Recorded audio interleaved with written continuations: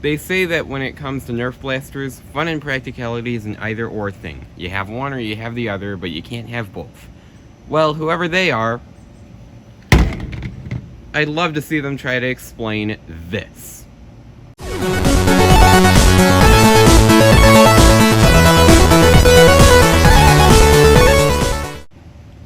Hey guys, SirMikay. This is a video review on the Nerf Elite Shellstrike, a 3-dart shotgun pistol that uses these little shells. Super fun blaster to use. Let's get right into the review.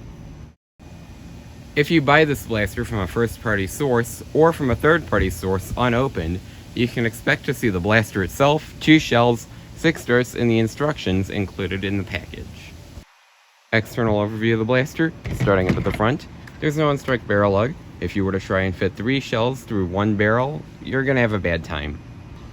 While the barrel is short enough to just be front-loaded, it's likely that this was just a design oversight and probably not how it was meant to be used. But I'm not complaining. Below that is storage for 2 shells. Now, the blaster can technically hold 3 shells since it holds 1 already loaded and 2 in storage. However, it only gives you 2 shells, which I find to be kind of a ripoff.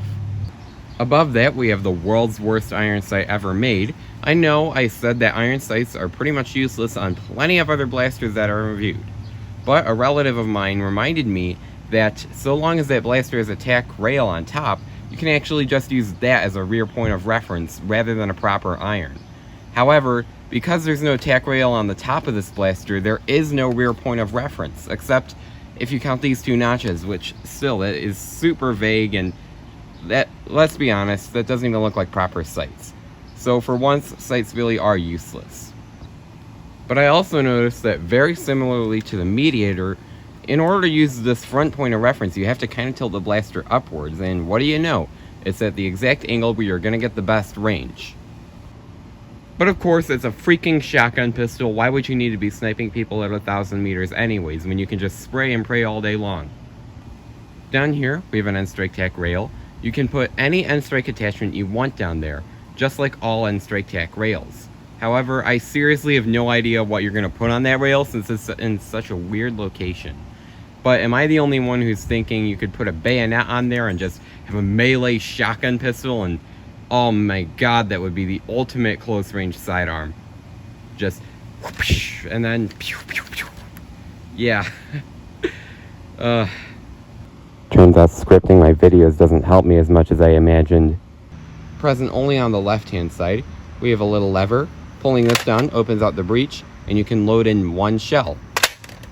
To my knowledge, there have not been any Nerf brand shotgun-style blasters that use shells, and they can hold more than 1 shell, so pretty obvious that the capacity is only 1 shell per shot. By the way, do note that if you short stroke this lever, the breech will not successfully open up all the way, as I've just showed you. So you gotta kind of apply a bit of force and kind of pay a little bit of attention to how well you're striking the lever, because if you don't strike the lever all the way, that's gonna happen, and you won't be able to load it nearly as quickly as you would if you have mastered operating this blaster. And in fact, I have actually encountered this issue the first few times that I shot it, but then I got used to it. It's really just user error, nothing mechanical going on. Speaking of the breech system, I heard that a lot of modders would just abandon the entire concept of breech loading, glue the breech shut, and basically make it so that you have a shotgun triad rather than an actual shell-fed blaster. Which, while that's not a bad idea, I would personally leave the breech system operable, because you can actually print custom shells for this, and that way, if you wanted to, you could just switch out ammo adapters in the middle of a battle, and if you had a million different shell types on you, you could just switch them out right in the middle of a battle, not have to worry about taking the entire blaster apart just to change the ammo adaptability. And that is pretty freaking sweet, if you ask me. Such a modification can not only make this one of the most overpowered sidearms you can build off of an existing blaster, but one of the most overpowered sidearms in all of competitive Nerf, which, yeah, that's freaking sweet, bros. But even if you're not into modding, this can still be a pretty good blaster, and I would definitely recommend purchasing it. Spoiler alert, I like this blaster a lot. Moving back to the priming handle, this is a very unique one. To prime, you just pull back, let go, then you ready to fire. This is a very unique one in the sense that it has a spring return, and just the general shape of it is something that I haven't seen in any other Nerf blasters so far. So definitely one of the most unique priming handles Nerf has made in a while. And making this even better, it's a separate priming mechanism, which, if you'd rather have the priming mechanism built into opening the breech, short stroked it, there we go. Yeah, if you'd rather have that built into the breech, it can be kind of an inconvenience and a little slow in operating a Nerf war. But get this, you're probably not going to be using the breech system in competitive Nerf wars anyways, due to the fact that shells aren't exactly easy to get your hands on for cheap prices. And when I mean cheap, I mean like less than $1 per shell. Yeah, usually they run for several dollars each. And you can buy upgrade kits, which include 3 shells as well as a shell holder attachment, but come on, it's like $9 per unit. But yeah, anyways, I really like having a separate priming mechanism, because if you just want to abandon the shell concept entirely, it allows you to do so without having very many consequences, and I absolutely love that. You can just front load and basically treat it like a shotgun triad and not have to use shells at all, whereas with something like a sledge fire, due to the fact that the priming mechanism is built into the breech load, you can't exactly do that with the sledge fire. Not to mention, the barrel is way too long to breech load, and there's some spring-loaded parts in too, so it would not exactly make such a modification possible. But the Shellstrike gave us something that the sledge fire couldn't, and that's the ability to just completely ignore using the shell system, or at least ignore using it as intended, and just, run it without exchanging shells every shot. Whereas with the sledge fire, that's not really an option. So I'm glad that we have that with the Shellstrike.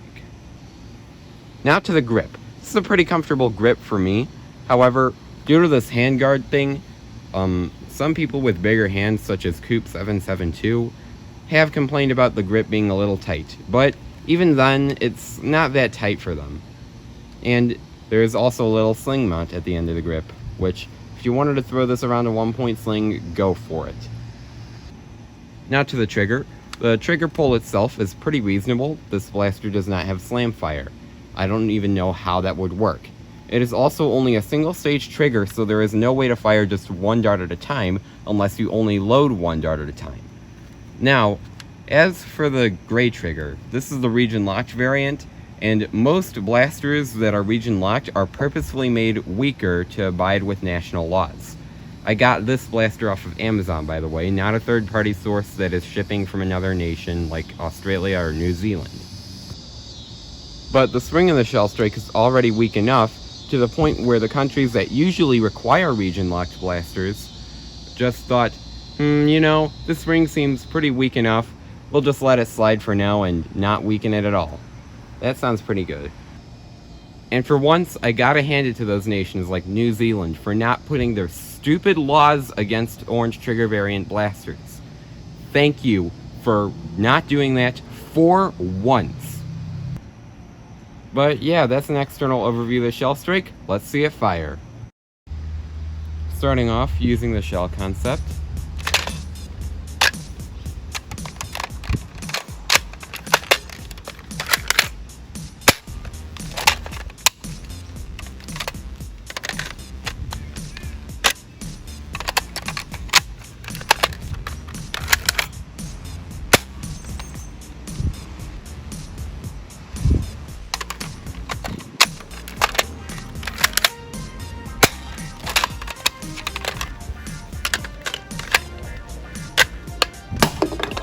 Are you serious?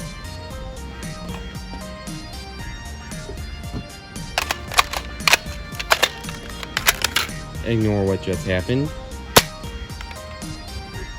Now abandoning the shell concept and just front loading. 3 darts at once.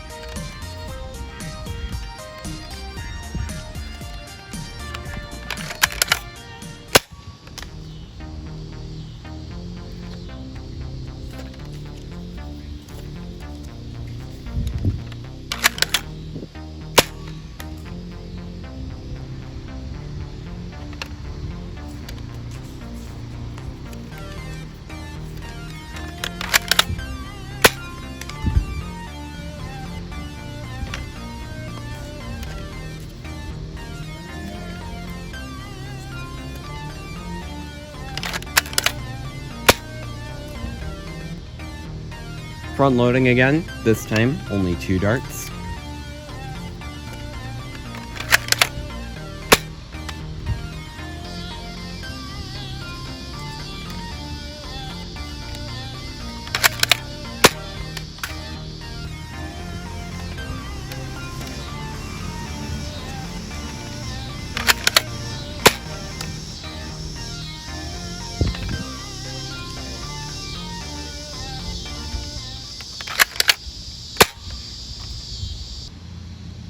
Now front loading with only 1 dart at a time.